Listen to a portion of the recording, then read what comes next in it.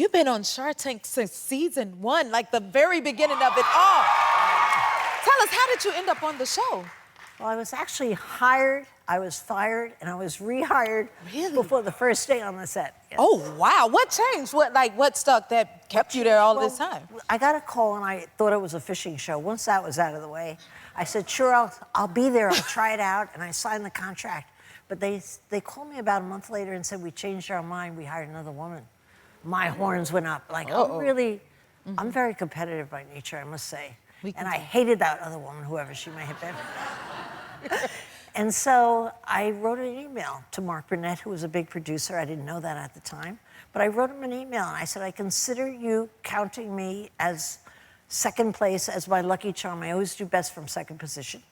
I expect to be on that plane next Thursday. I told him all the reasons I had been rejected and hurt in my life and how I came back from the dead and proved everybody wrong. Yes. And he said, well, come out and compete for the seat, because I suggested it.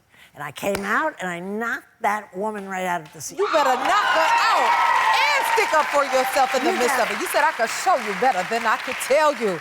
Oh my goodness. Don't y'all feel inspired just hearing her speak? But Jennifer, I'm sure there's many times in your life that you had to learn to speak up for yourself. Yes, you don't just get the best of life unless you stand up and get counted. And I'm really good at that. I learned over the years. I got nothing unless I tried twice as hard, and then I always got what I wanted. I'm taking all of that in. Yeah. Thank you for sharing that with us. Now, you've been sitting next to Mark Cuban for seasons. I know this is his last season. What will you miss? Oh, God, Mark's such a sweetheart. And I just feel better sitting next to a billionaire. You know, I just feel richer. Yes. But what Mark does for me is he does my math. I still don't have a way with numbers. So he tells me, I'll say, what does that represent? What percentage? He does the math for me and hands me papers all through the show. But I can imagine how I'm going to survive on that show without him, because who's going to do my math? You know, I just have to get a new guy or something. We think you got it just fine, that's for sure. No, yes, right? And congratulations, y'all won an Emmy together. What was that night like? Well, the best part of the Emmy, of course, well, I can't tell you, you've won everything, clean across the board. Thank you. But me winning the Emmy, we were all so excited to get the Emmy, but the best part was we got in the elevator right after you got the reward, and the elevator broke down. What? And so we had 15 people in the elevator, and we stood there for like 20 minutes while they fixed the elevator, and we took selfies with our trophies and everything. So that was the most fun part. We all got the best pictures to show for it. I love that, how you turn everything into a celebration. It was a celebration. Find the positive. Ooh, that's inspiring. Okay, I got one more question. Yes. Who's your favorite shark? Damon. Damon. Well, you know what's great about Damon? What you see is what you get. He has no falsehood about him whatsoever. But I have to be honest, what I don't like about Damon, he likes to dance on set and he's cool. You know, he has those like cool moves that guys have.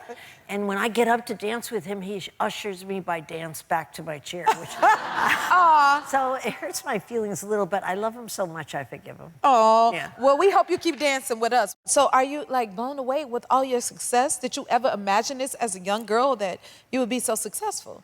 I'm not really. Right? That's very nice of you.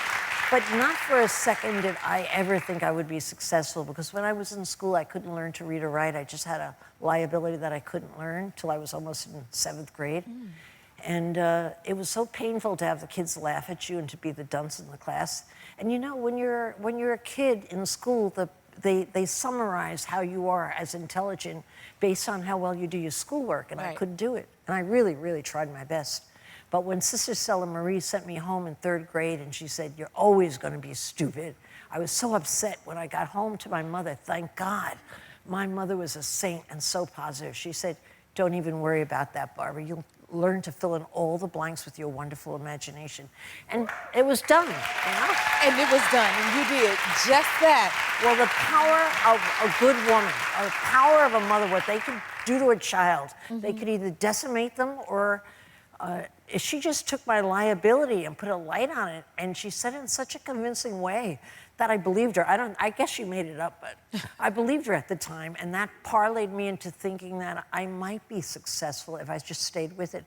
And it wasn't until I went out working and had my first job at 11, I always worked after school, when I found out I showed up on time, I was a hard worker, I did my job, that I realized I see the light. It's not all about school. As long as you could work and be good, you could really make something of yourself. Yes. And so once I got by the time I was 11, I really started thinking maybe I could be something, you know? Yes. Yeah. And you did that for sure. I love how you turned everything around and it worked for you. Yeah.